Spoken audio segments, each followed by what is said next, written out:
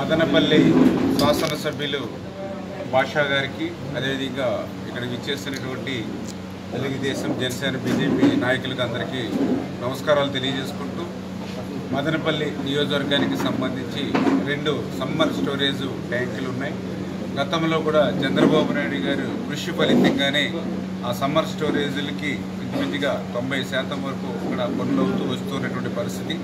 మరి ఇంకా మిగిలిన బ్యాలెన్స్ పనులు ఏవైతే ఉన్నాయో అవి పూర్తి చేస్తే మరి ఈవేళ సాగునీరు త్రాగునీరుకి మా మదనపల్లి కొరత తీర్చడానికి అవకాశం ఉంటుందని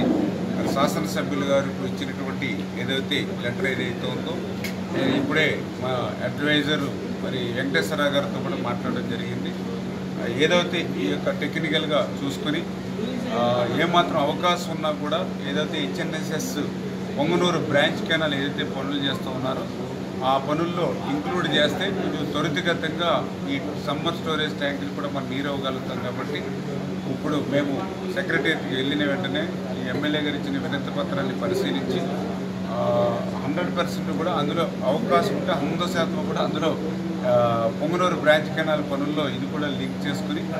ఏదైతే ఎమ్మెల్యే గారు ఇచ్చినటువంటి రికమెండేషన్ ఏదైతే దానికి న్యాయం చేసే విధంగా పనిచేస్తామని చెప్పేసి